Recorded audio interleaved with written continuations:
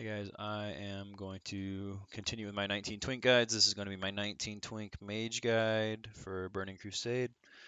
I'm going to start over with gear, talents, and then like playstyle, kind of like my other videos. So let's go ahead and start into the gear. So for the head, you want Lucky Fishing Hat with 100 HP. There's two ways to build mages at 19s kind of. There's like you can do damage or you can just have stats, and this is a stat mage, so like it's gonna focus on stamina and intellect a bunch. So yeah, so for Lucky Fishing Hat, I got the HP enchant for stats.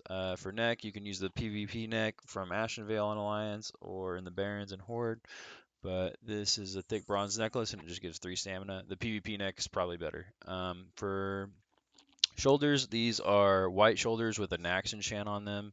These are the best ones you can get at 19. You can get spell damage ones as well if you'd rather do damage as a mage, which I believe I have them on here. Yeah, so right here you can get spell damage instead of stamina, but it just depends on how you want to build a mage. So you can do that, or just get Talbar Mantle if you cannot get the Nax enchant shoulders. So yeah, Talbar Mantle is really good. This is from Wailing Cavern's quest. But obviously the Nax enchant shoulders are better. Okay, cloak. There's lots of different options for cape. Engineer's cloak's good just because it gives stats. It's a quest out of Stone Town Mountains. You'll need help to do it. For the enchant, you can do different enchants. I do 10 shadow resistance to resist fears. If you're doing a spell damage mage, you're going to want to go to Wailing Caverns, find this rare, and you're going to want to get this Fey Scale Cloak. It is the best cloak for like an offensive mage. All right. And for the chest piece, for stats, you're just Tree Bark Jacket, and then 4 stats is really good. If you're going to go damage mage, for Horde, even if you're Horde, you also want to get Inferno Robe, like even if you're going damage or stats, because you can get 6 stats on Inferno Robe because it's a level 35 or 35 plus item. So you can get a Burning Crusade enchant on Inferno Robe, and that's in Terran Milk. That's a quest there. Um, Again, it's Horde only. So Alliance, you're going to have to go Tree Bark Jacket with 4 stats, or if you're going to go damage, you can also go Robe of Evocation, which is in Ragefire Chasm, which is in Orgrimmar. So you have to Death Walk to Orgrimmar, go in the dungeon, have somebody run you through it, and kill the boss in there and get Robe of Evocation. You can also get the robes out of these robes are pretty good if you want to do damage, but that's out of Wailing Caverns, so it's not as hard. And then if you just want stamina, this is an SFK, Shadowfang Keep. It is a stamina, just straight stamina or chest. So, and you can get 100 health on it. So it's kind of nice too. But I like Tree Bark Jacket's pretty nice. So those are some options for chest. Wrist, Bright Bracers I use, but you can use Mind Thrust Bracers. I have 9 stamina on this. For damage mage, you probably want to go Crystalline Cuffs, which is in Ragefire Chasm again, and it gives magical spells done by 4. So yeah. Gloves, lots of different gloves options. You can go Gold Fleck gloves if you're Alliance, which is like from Dead Mines, and then you can get if you're doing spell damage mage, you can get firepower on them.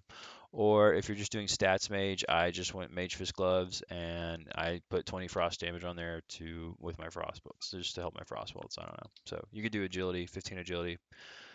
There's not really that many enchants to get on gloves. You could do healing power, which also gives spell damage, I believe. Let's see. Let's see. Hands. Healing power and damage up to 10. So see, that might be good if you're doing a spell damage mage. But fire damage, firepower is way better. I mean, just do firepower because you're gonna get 20 damage instead of 10. So. Okay, continuing, Keller's Girdle is really good for stats. If you're doing a fire mage, you want to get of Fiery Wrath. It's just a green belt. If you just look up of Fiery Wrath on the auction house, that's all the fiery gear you can get. And there's perfect gear and there's imperfect gear. So like, there's a green belt that'll give you like maybe 6 damage versus a green belt that'll give you 5 damage. It's going to be the same item name, but there's just perfect stats versus imperfect on the greens. So yeah, if you're gonna do fire damage mage, get the green belt. If you're doing stats, get Keller's Girdle. Darkweave breeches with a stamina enchant for the stats mage. Or if you're doing a spell damage mage, you can get Fiery Wrath Pants and use Runic Spell Thread, and that is the 35 spell damage enchant. All right. If you don't have a helm, sorry, I should have mentioned this. If you don't have helmet, like Lucky Fishing Hat, this is from the fishing tournament in Stranglethorn. If you don't have that, you can just get engineering goggles with the 150 engineering, or you just, I mean, just don't, just wait until you fish and get the hat and then get it. I mean, whatever. So these boots are from the fishing tournament as well, and they are also a level 35 plus item, so you can get a Burning Crusade enchant on them. That is minor speed and 9 stamina, boar speed. If you can't use these, you will be using what are those called? They're boots that are they're intellect, 4 stamina, and yeah, they're I can't even remember what they're called, sandal weave or something. Anyways, they're on the auction house. They're green on the auction house. Yeah, 4 4. They get 4 intellect, 4 stamina. Those are the boots you'll use, and you want to get minor speed. Always get minor speed. That's the most important thing. So yeah, continuing on, I'll talk about rings in a second. Trinkets, you're going to get Arena Grandmaster and then the PvP trinket. You can also get Minor Recombobulator if you are an engineer. AGM you can get in the Stranglethorn Vale Arena every like 3 hours, 3, 6, 9, 12. That's when it drops. You have to open the chest without dying. Some other people will try and get it from you. If you open the chest and there's nobody there, you can hit join layer, and then you will be in a layer channel, and you can just hit layer, and you've got to find somebody that's not in the Outlands, otherwise it'll bug. Like this guy's in the Outlands, so I'm not gonna layer because I'm not in the Outlands. But say I just got the chest and then I find somebody that's not in the Outlands and I layer and I go to a different layer, then there's probably gonna be another chest in that layer, and so you can get like 2 or 3 trinkets in one at one time, and you need 12 total to get the AGM. So yeah, otherwise you can just use Minor Recombobulator and the PvP trinket. For rings, there's a few different options for rings for mage. Obviously, Horde and Alliance. Also on gloves, Horde can get Jute Braid gloves. I totally forgot about that. Horde get Jute Braid gloves. That is a quest in the Barrens from the rare Alliance spawns. You'll need help doing it. It's a little bit better than Gold Fleck gloves or the WC gloves. So okay. Okay, going back to rings. Rings, you got Seal of Ren, which is an alliance quest, or you can do Seal of Sylvanas, which is the horde quest. Those are both, you need to do both. If you're a horde, do Seal of Sylvanas in um, Silver Pine Forest. If you're alliance, this is a quest chain out of, I think, Westfall. Just look it up. Yeah, you're gonna get your respective faction rings basically. So Alliance get this, Horde get Seal of Sylvanas. And then the next ring, lavishly jeweled ring, obviously the go-to. I mean, if you just use Seal of Sylvanas or Seal of Ren, and then lavishly jeweled ring, you're good. You can also use Blood Ring if you want to flag carry or have more stamina. And then Simple Pearl Ring is something I've been using to stack with the hit on this as well, which I don't think you need this much hit, but I'm going to go over it. I think at 19, your hit cap is 3%, and you always will have 1% chance to miss your spells. So 3% max hit on 19. But some people run resistances and stuff like that. So like you can run nature resist rings, or you can run frost resist rings, or you can run arcane resist rings because arcane is polymorph. So if people are running resistances, you can get like all resistances to cloak. You can get resistance enchants. There's resistance weapons and stuff like that. So when people run resistances, that's why I'll show you about the spec. I'll talk about the spec in a second. But yeah, so that's why I'm using these rings for hit. Let me continue on and I'll finish and then I'll talk about more about hit. So Gravestone Scepter, that's what you're going to use for your wand. That is from Black Fathom Depths. And you just pick up the quest and kill the last boss, and then yeah, it's really easy. You can also use Of the Moon or Of the Sun. Like I think it's called Banshee Rod of the Moon, Banshee Rod of the Sun. They give 1 spell damage. Of the Sun is the one that gives spell damage. It's just like one int, 1 stam, and 1 spell damage. But Gravestone Scepter does the most damage, and it also has shadow resistance, which is good against spheres and warlocks and stuff. Okay, so Furbolg Medicine Pouch, you don't have to farm this. This is from Fellwood. You have to farm Timbermaw Hole rep, and you have to be dead and have a main kill the mobs while you're dead, and then you get rep while you're dead. It takes a while. You don't have to do it if you don't want to. If you do get it, Nightwatch Sword's really good for Alliance. I think, let me see, can mages use daggers? Yeah, so if you're a Horde, there's another in Ghostlands, also with Cloak. Horde in Ghostlands, there in Tranquillin, there is, or whatever, however you say it. There's a cloak there that gives you like 7 stamina, I think. You have to be revered with Tranquillin, and they also give you a weapon that gives like, I think it's 5 stam. I think it's a Dawn Blade out of Tranquillin. So yeah, if you're Horde, do that. Otherwise, if you're Alliance, just get a Night Watch sword and get 22 and 4 stamina. That's really good. If you don't want to do the Furbolg Medicine Pouch or the one-handed sword, you can just get Twisted Chanter Staff with Intellect on it, and then I have an Staff, which is like a Staff of the Friar with 20 Spirit. So if I'm I can get mana back when I need mana. Okay, so that's kind of the setup for the mage. If you're a spell damage mage, you can get for the spell damage weapon, I believe you can just get what was I using? I think I was using a Furbolg Medicine Pouch and then Nightwatch Sword with 30 spell damage, but you can also just get like a Staff of the Blessed Seer. I think that does some spell damage, maybe not, but you can just get Nightwatch Sword with 30 spell damage on it instead of Intellect if you're doing a spell damage mage.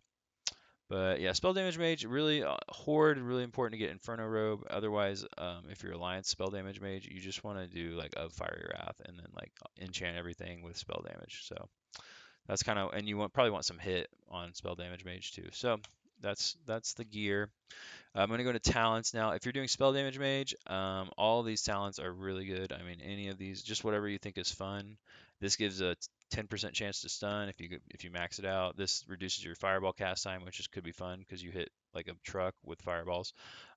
This is really good, and you have more instant damage faster because fire blast is on a lower CD. This is really good, increase your range. I mean, and then this is good too. So like, it kind of just up to you what you want to do when you are playing a fire spell damage mage. And there's also like consumables you can get for fire damage. And yeah, it's just fun. You do a lot of damage. It's fun. Okay, so for if you're doing like a CC mage that gives stats and stuff, like what my build is, a lot of people are running different talents on mage. This is a super popular talent build right now. People are going this, which reduces your target's resistance to all your spells by 10, which in essence is the spell penetration, I believe. Where's my hit? See how it gives spell pen 10? So that's good for like people that are running resistances, like frost resistance or arcane resistance. And then this also reduces the chance that your opponents resist your arcane spells, which would be your polymorph, which is super important if you're doing 19s. For Frost Tree, a lot of people, if you're new, you can just do max improved Frostbolt, and then some people go Permafrost, which is really good. I mean, all of this right here, these like 5 talents are really good. I wouldn't go these necessarily, but these 5 are all really good. I've heard do not go 3 of 3 in Frostbite because it overrides Wing Clip, improved Wing Clip. So if you go 3 of 3 in Frostbite and then a hunter is Wing Clipping and they get a improved Wing Clip and somebody hits you that's improved Wing Clip, it'll like get rid of the Wing Clip and go to Frost Nova. So not sure if that's true. I haven't really tested it, but I've just heard. So you always take 2 of 3 in Frostbite, but maybe I'm wrong. If you are kind of looking for more like of a CC heavy mage that doesn't miss anything, kind of this is like what I'm building right now. A lot of people take this, which is reduces your target's chance to resist your frost and fire spells, which I do it for the frost spells because I have frost nova and all this. Um, so yeah, this is the spec. Permafrost is also really good if you're it basically makes it where if a rogue touches you or whoever touches you, I mean you don't have to run. You can just get away because they're so slow. Improved Frost Nova is really good, but everything else is so much like better. So I don't see a lot of people take it, but it is good. So you could take it if you want. Okay, so that's talents kind of. Again, I take arcane. Yeah, so fire. We went over that. Yep. Okay, cool. So I went over here. Let's go over, I guess, play style a little bit. So mages can be played in a few different ways. You can play as a flag carrier. You can play as a person supporting your flag carrier. You can play as an offensive mage, which would be like a spell damage mage, and you're going and killing the flag carrier or doing a lot of damage to whatever's in front of you. And then you can also play as a stats mage that's tanky and go on offense, and you're just CCing stuff on offense. So there's a few different ways to play mage.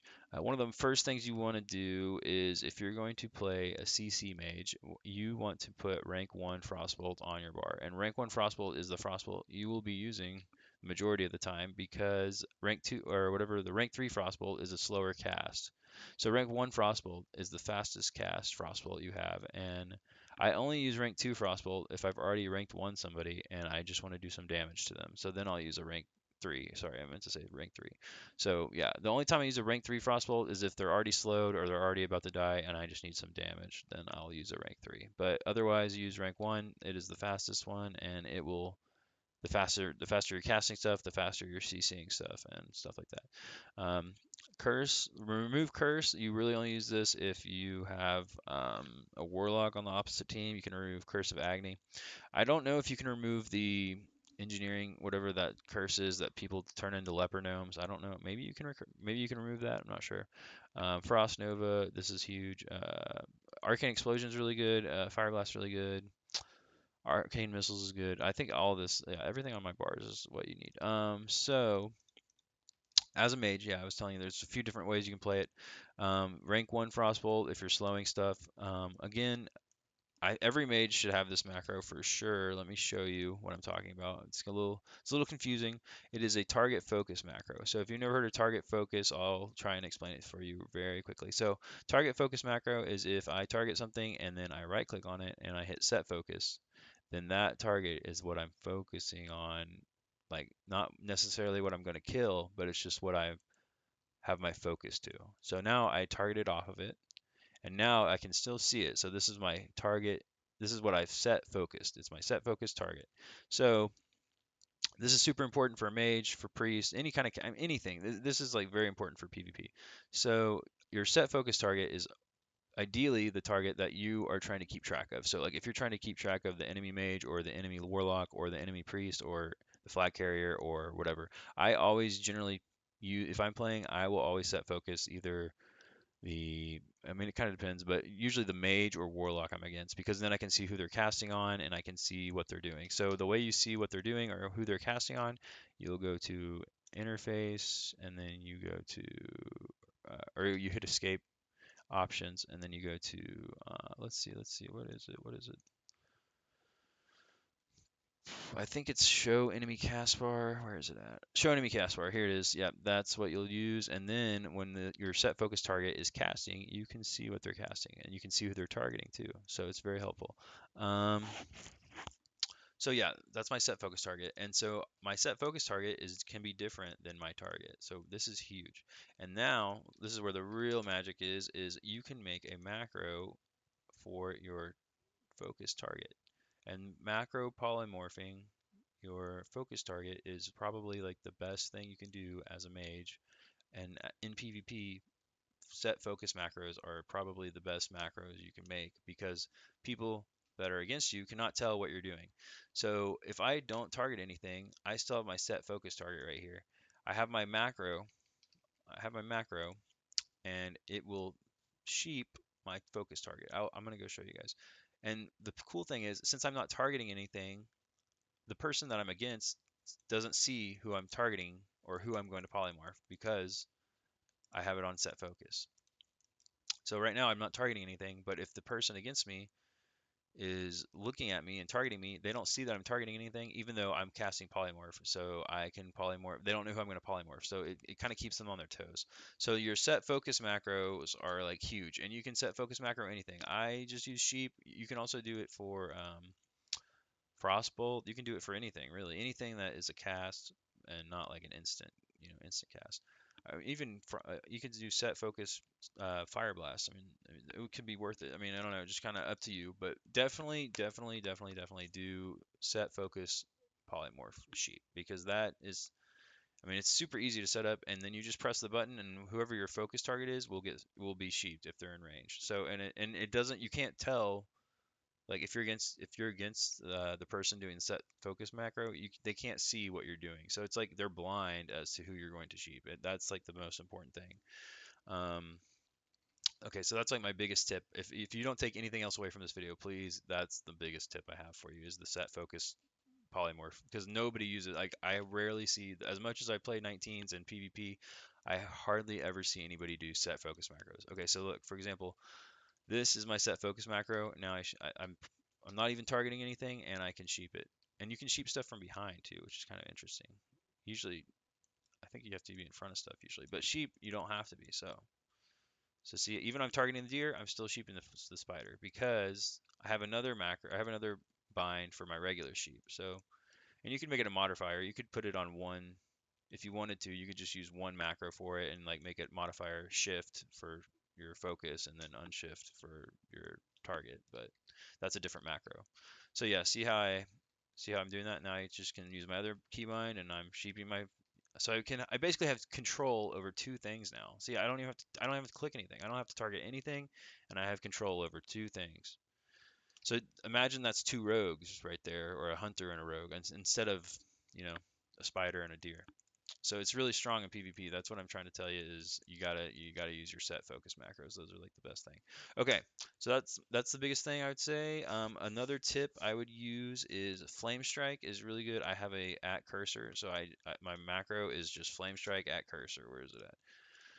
Flame Strike at cursor. Okay, cast at cursor Flame Strike. This is super good. You don't have to choose where to go. You just put it where your cursor is, and this is really good if you're like in a hallway and rogues can't get by, because if you block the doorway, then they can't get by without getting hit by this. So I would definitely use that. Um, I use my frostbolt macros. I don't really think I have that. What is this? Yeah, so I have a target focus frostbolt macro. You could do that if you want. I don't know if I even use that, but you can use that. So see how I'm doing my target focus frostbolt macro, and I can't cast because it's not facing me. So it's not interesting that with sheep, you don't have to be facing the target, but with frostbolt, you do. So that's just another little tip. So you can sheep from any angle, which is really cool.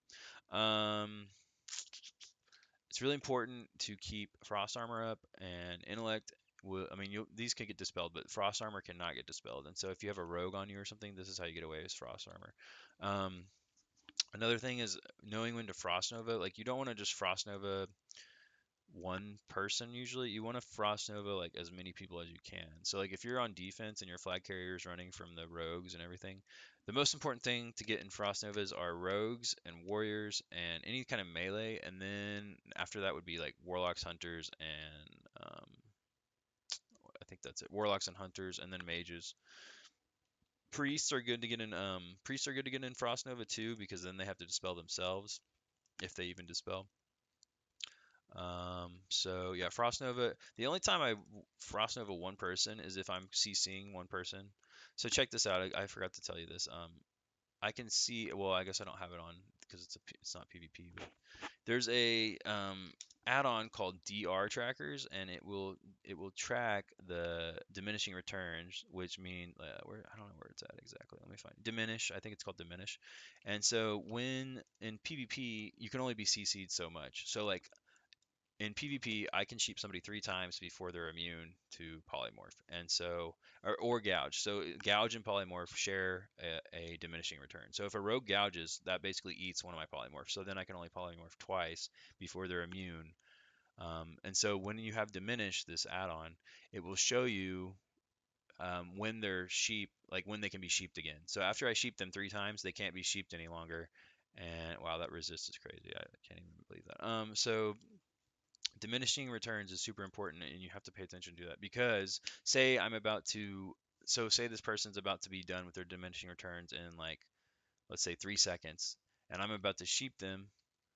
I've already sheeped them twice, so I'm going to sheep them. Look, that sheep that I just did right there would have been a really short sheep, whereas if I had just waited like one more second, it would have been another full sheep. I know it's kind of confusing, but what I'm trying to tell you is you sheep somebody 3 times, they're on diminishing returns, and then if you sheep somebody again, they're going to be immune. So say I sheep somebody twice, so they have one more time to be sheeped, but I haven't sheeped them in like, I don't know, 10 seconds. If I sheep them within the next 10 seconds, that last sheep is going to be really short. Whereas if I wait an extra 11 seconds, it's going to be a full sheep again. All right, does that make sense? It's a little confusing, but that's another big tip. You pay attention to your diminishing returns. Gouge stacks with sheep as well. So if a rogue is gouging, you're losing one sheep essentially. If you're if a target gets gouged by 2 rogues, then you only have one sheep to sheep them, and it's going to be a short sheep because they've already been CC'd twice. So and that works with other stuff too. I mean, diminishing returns works with fears, stuns. It's everything. It's every CC. So sap. Okay. So that's just another tip for mage. Pay attention to your diminishing returns because that's super important for CC. Um, Arcane missiles is really good if somebody is trying to run away from you and like line of sight you. If they are in line of you, or if or vice versa, if you're in line of them just for a second and you cast arcane missiles, that the missiles go LOS with the person. So like if you hit arcane missiles right before they go LOS, you can get the whole cast off. So it's really good for that. That's like the only time I really use it, but it's really good for that. Let's see what else. Arcane Explosion's good for getting out rogues or for if you're trying to give pushback to like a caster, if you're like right on top of like a big group of people and there's a caster casting heal or fear or whatever, Arcane Explosion will give pushback to casters because it's damage. Fire Blast does the same thing. If you're against another mage and they're trying to polymorph you first, you can you can play with LOS. So like say you're playing LOS of, I mean this isn't LOS, but just say it is. And there's a mage right here and I'm LOSing and I'm waiting for him to try. So he's casting polymorph and then I LOS it.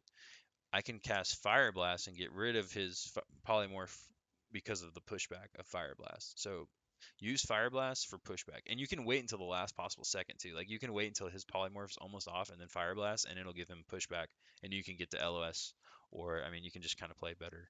So again, the only reason I would Frost Nova one person is if I've already DR'd them.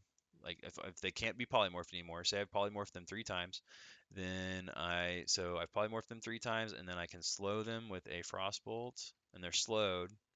But usually what I do is I'll polymorph 3 times, and then once they're on polymorph DR, I just come in Frost Nova them, and then I wait for Frost Nova to kind of go away. See how I'm waiting for it, and then as soon as it goes away, I'm frostbolting, and then they're slowed.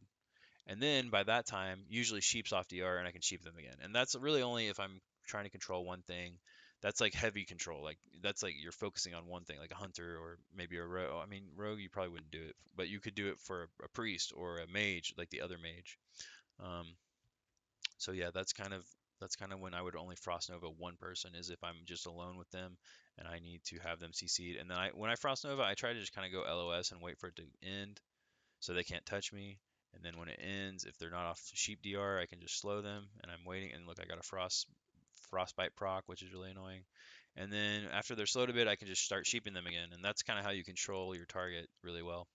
Um, let's see. I think that's kind of it for mage playstyle. You can also use amplify magic, dampen magic. Dampen magic's usually better for like rogues that can't anything that can't really heal themselves. You could use dampen magic for because they're going to be taking damage from warlocks or priests.